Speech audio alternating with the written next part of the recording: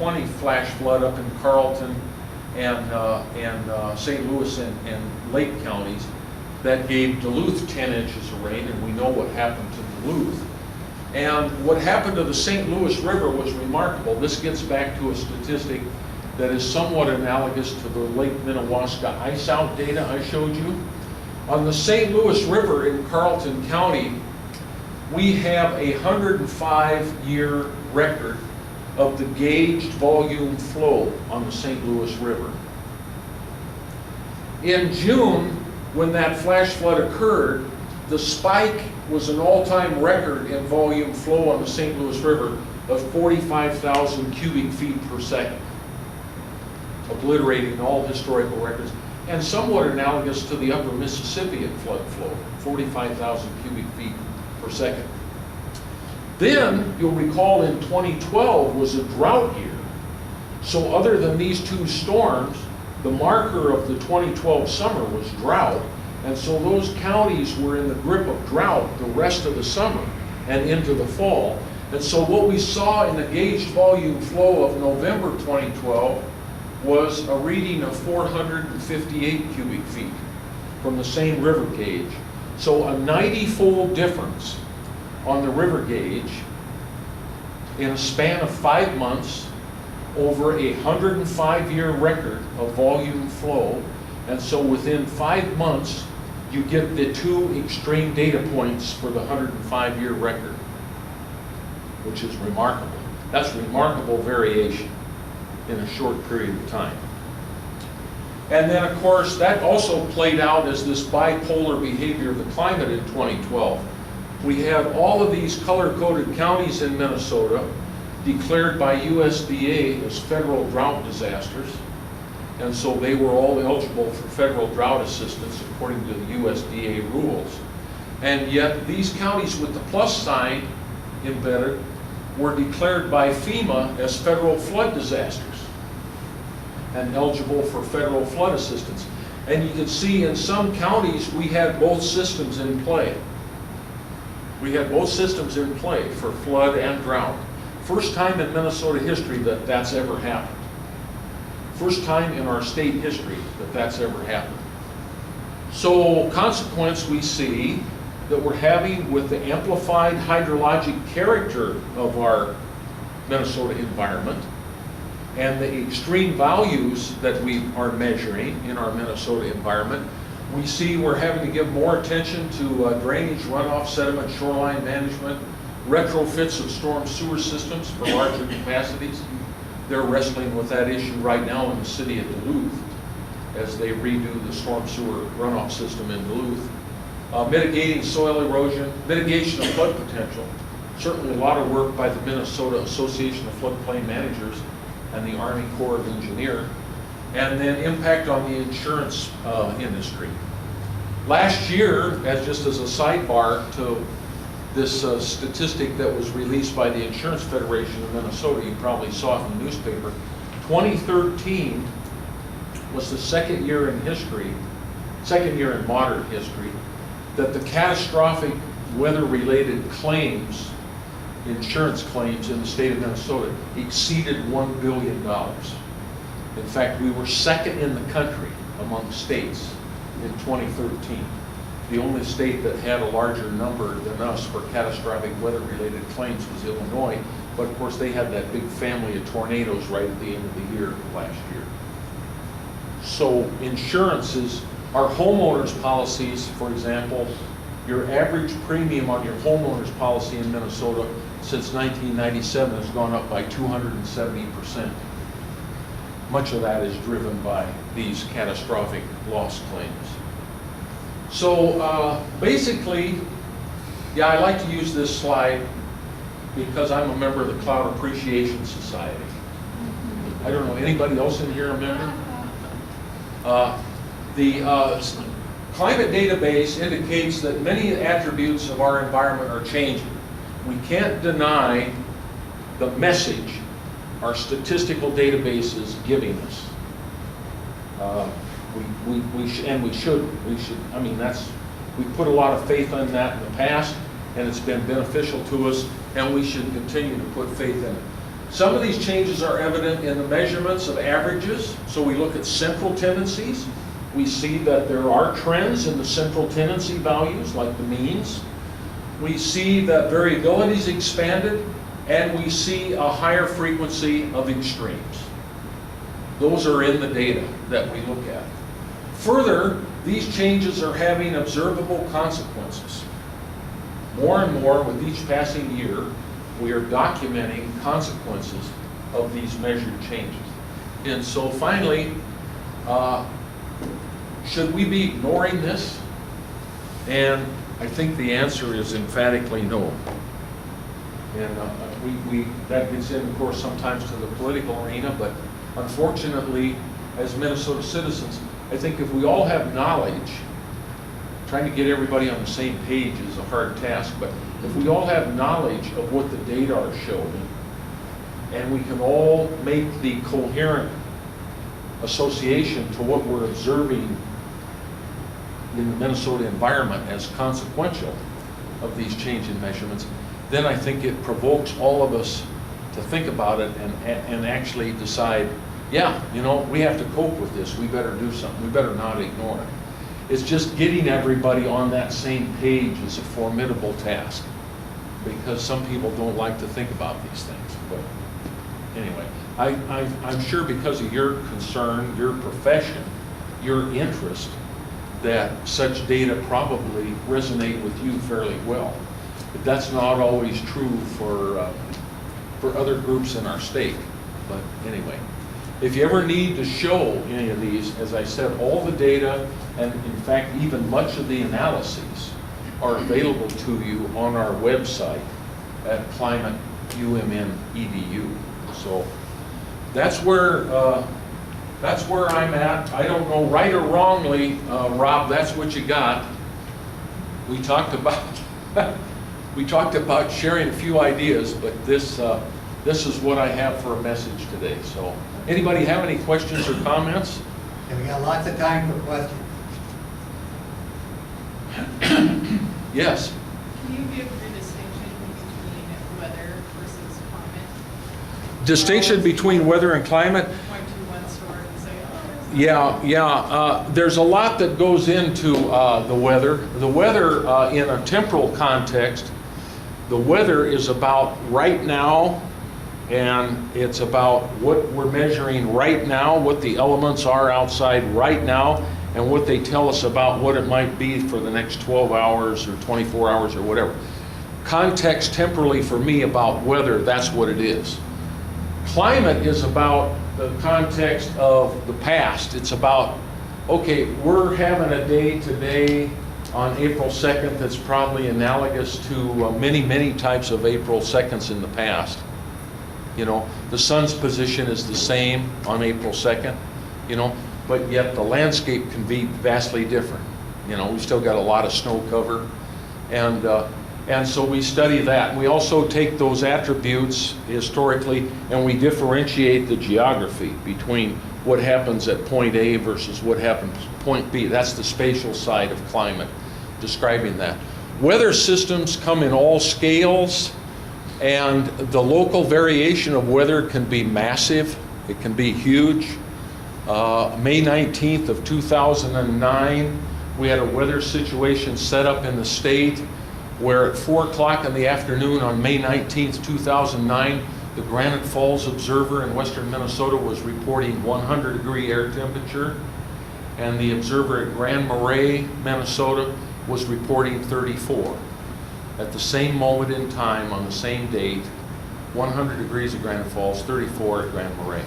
We had another situation earlier this week in Lac La Parle in Yellow Medicine County, where the weather was delivering a blizzard warning and a tornado warning to Lac La Parle County at the same moment in time, because the weather embedded in the winter weather system that was delivering the wind and snow to that part of Minnesota had a convective cell in it that went to 38,000 feet that was producing a vortex that migrated down to the ground and turned into a tornado.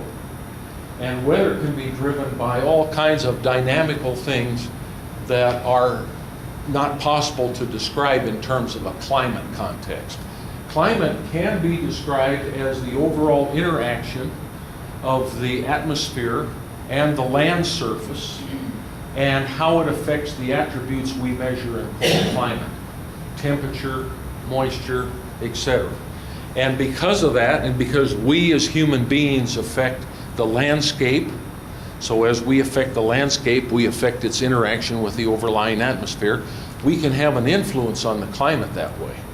Another way we can have an influence on the climate is we, through our various technologies, change the composition of the Earth's atmosphere by what we put into it. And by changing the composition of the Earth's atmosphere, we change its interaction with the landscape, how it handles both the short wave and the long wave radiation, and how that plays out into the temperature, how it plays out into the circulation patterns and everything else. And so we can impact the climate in that way. But it's hard to translate that context into an individual weather element and an individual storm, and whether it played out in that individual storm or that individual weather element, if you get what I mean. That's why it gets so complicated, and we don't like to give attribution to specific weather events to something that's provoked climate change across decades. So it's a difficult game to play. Any other questions? Yes. In other data that I've seen regarding climate change in Minnesota, that warming is resulting that we're seeing that the minimum temperatures are increasing at a greater frequency than the daily maximum temperatures. Yes. Some of your data didn't seem like it was more even, and I was wondering if you could comment on that. And then I had a follow-up question. Yeah, there's a seasonality to it so what we have here is the interplay. We do see that the records for warm overnight minimum temperatures are changing with a higher frequency than the records for high daytime maximum temperatures. We do see that. I can show you plenty of statistical evidence for that. But as the seasons play out, we see some change in seasonality too. And so that's real hard to decipher. In the nature of extremes, for the last 2 decades, let me reframe it this way. For the last 2 decades, this is a rough approximation, we've broken 3 or 4 times more high minimum temperature values, all time for the date, than we have high daytime maximums. So the ratio of records broken in the last 2 decades or so is really skewed, about 3 to 1, that we've been really breaking a lot of record minimum warm values. There's also seasonality to it. We've been seeing prolific records in the season of long nights and short days. The winter, or maybe even what we call not the winter, the heating season, like November through March. We've been seeing terrifically more records set in that season of the year than we have been seeing in the other months of the year. And that dovetails with the argument that the atmospheric composition is playing out in that. Because we are more subject to the composition of the atmosphere and its effect on the environment in the season of long nights and short days than we are in the other seasons of the year when the sun's out and we've got mixing and we've got the boundary layer mixing everything up, okay? And so the volume of the air mass over us and how the constituents within it are mixed is more diffuse and dispersed, whereas in the season where we seem to be setting so many records is the season of long nights and short days, where the actual composition of the atmosphere has a lot to say about what we're measuring. And so that dovetails nicely, and arguments are being made in that direction that that's why climate change is so remarkably driven by the continuing change in the composition of the atmosphere. But we haven't quantified that with a great deal of precision. Those are just generalizations. Anything else? I am, just as a sidebar, I am rewriting, in fact it's due out in 2015.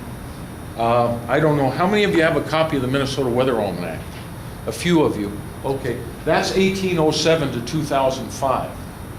And I did that for Minnesota Historical Society Press. What's happened since 2005 is absolutely remarkable. We have broken so many records since 2005 in the Minnesota Climate Database that I'm now obliged to rewrite the Minnesota Weather Almanac in a second edition because I've got too many records to update. It's unbelievable what's happened since 2005. And so my last, it's almost like the last curtain call, you know, for a university career, is to get this darn second edition out by 2015 and then call it quits, because the pace of change that's going on in the environment around us is giving us so many new records that I'm almost a believer now that we're going to have almost like a new ebook on Minnesota's environment about every decade or so to quantify all these changes that are taking place. So there's no pretend about any ability whatsoever to freeze frame Minnesota's environment and then suddenly quantify it for all time. That's not going to happen, you know, because it's continuing to evolve. Anyway, yes.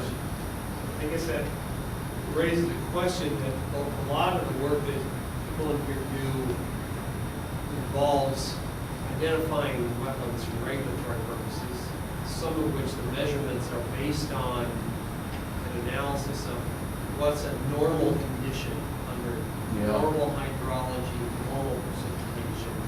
Yeah. What do you have any comments on how do we define normal now? And how do you integrate normal in the changing environment? Yeah, because of the amplified variability, if we tend to use central tendency as a definer of normal, it's becoming really less and less of a viable descriptor. We probably need to describe with parameters that convey the variability as well. And with that additional information, maybe it makes us rethink about what we should.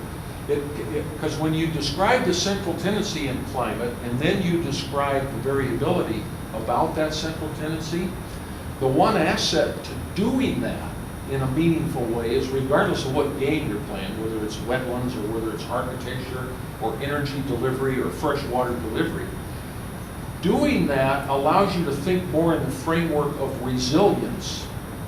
How resilient do we want the system to be? Because what does it have to encompass?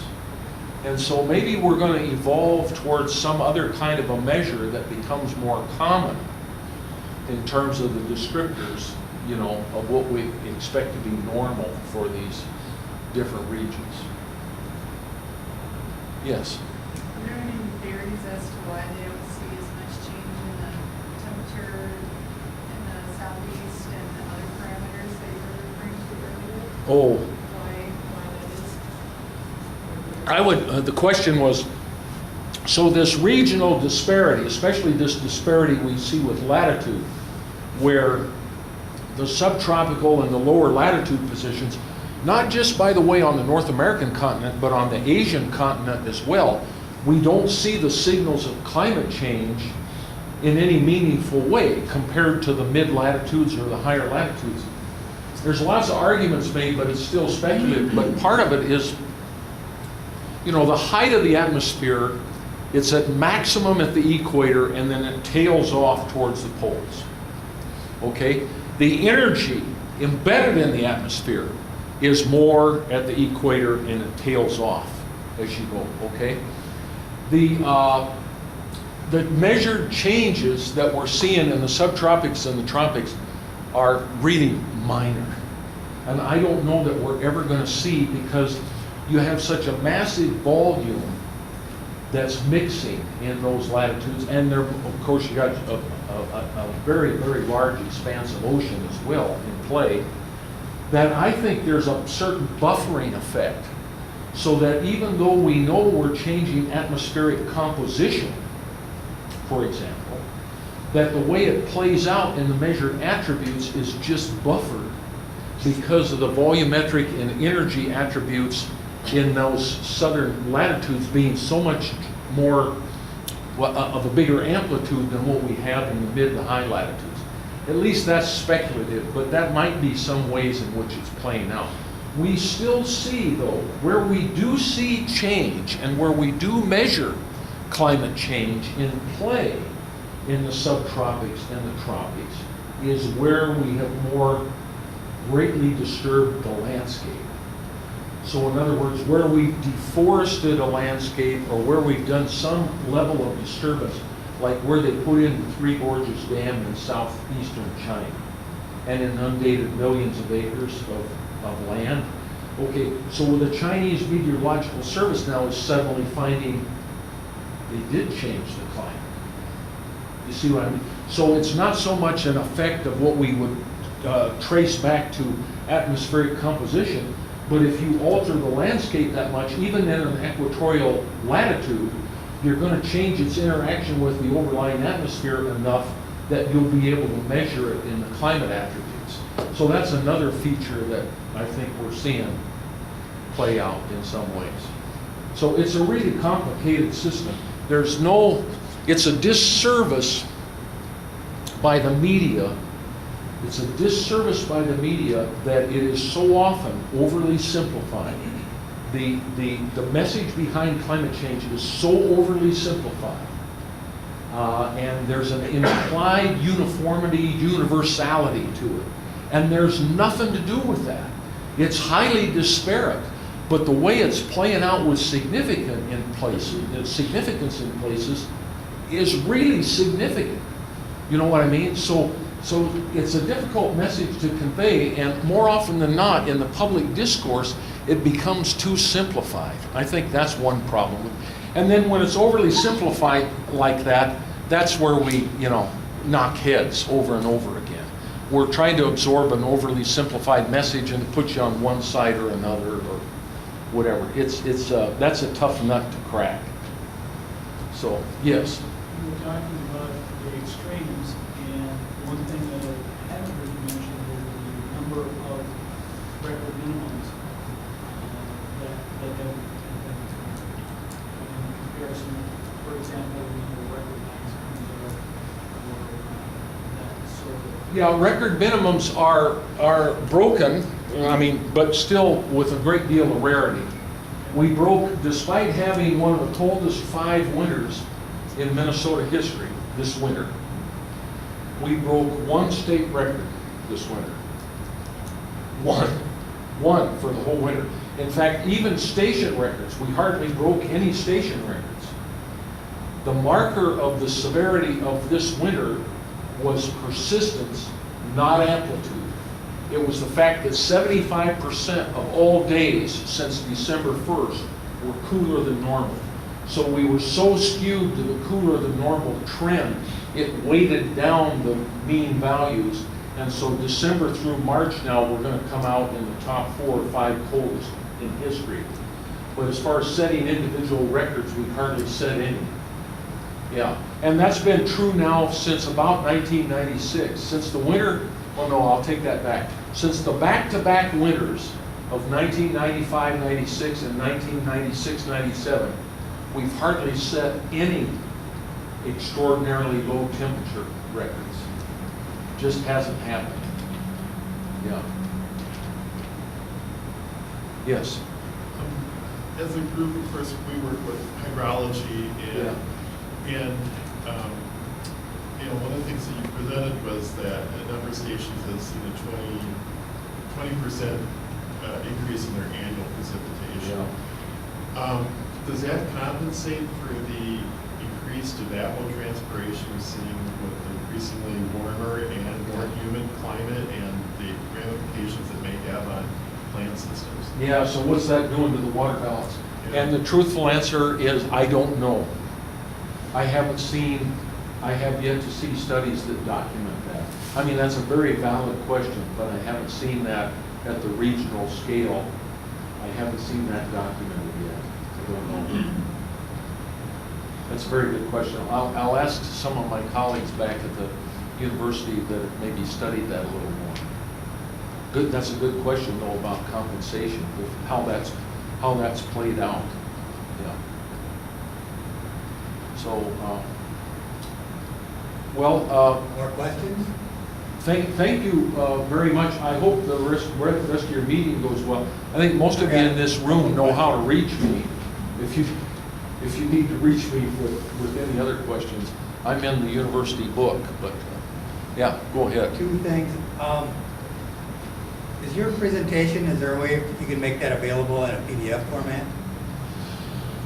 If you give me a few days on our website, I can put it on our website as a PDF. But give me a few days. Okay. Okay?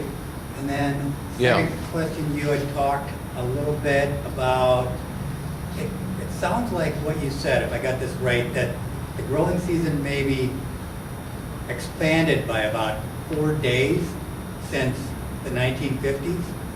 Is that? Well, it varies around the state. The truth is, location by location, I would peg the range since the 1950, 1951 growing season, so that's back over 60 years now. The ranges we're seeing are more like 9 to 13 days longer. Really? Yeah, 9 to 13 days longer on average. And is there a good source of information to get what's considered the current growing season for, say, any particular county in Minnesota?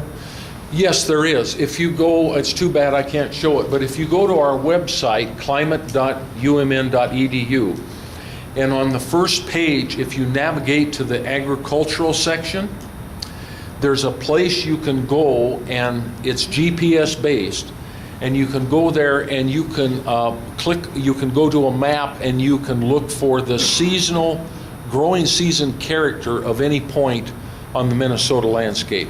You can look at median values, longest versus earliest. You can look at a whole range of things. All those data are under the agricultural marker of our web page. Okay. And it's more recent data too. It's all with the, it's not old data. It's not defined based on what once was. It's defined based on the most modern, up-to-date data set. The most recent 30 years. That's right. Okay. Yeah, yeah. And that would give you the In fact, I'll send start date and end date. that exactly. In fact, I'll send that, Rob, when I get back. Okay. Well, I won't be back in the office till Friday, but I'll send that back to you as an email that gives you a precise designator of where to go for that. Okay, Yeah. great. Because that's, Okay. there's a lot of people in this group that love data. Right. When we evaluate wetlands, precipitation, growing season, that climatology website, I imagine there's probably a dozen people in this room that know that really well, Oh, okay. Okay. at least. Okay. So, Yeah, if you're a prolific user of our website, you probably already know this. You can completely bury yourself in data if you want to. But we archive, according to Greg Spoden, we archive 19 gigabytes of data a week. So that's a lot of data. Yeah. any other questions? Okay. Well, I've got a couple announcements. Yeah. And then I want to acknowledge Dr. Seeley. We had 30 people here today, which is great. We just, during this meeting, received a message from Tamara Cameron at the Army Corps of Engineers, who indicated that she had a suggestion.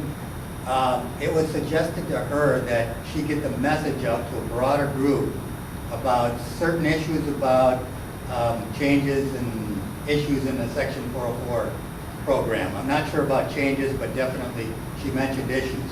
So we're looking at tentatively having another forum May 7th and having Tamara Cameron from the Army Corps of Engineers talk at that. We don't have this room confirmed for that yet, so there'll be more information coming, and that's still tentative.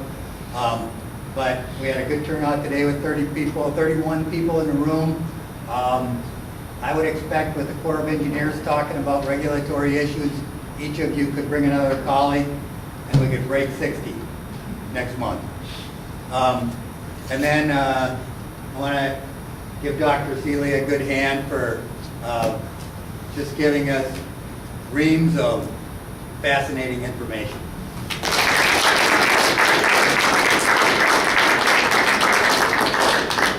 And I found out Wetland people are better at drinking coffee than they are at eating cookies.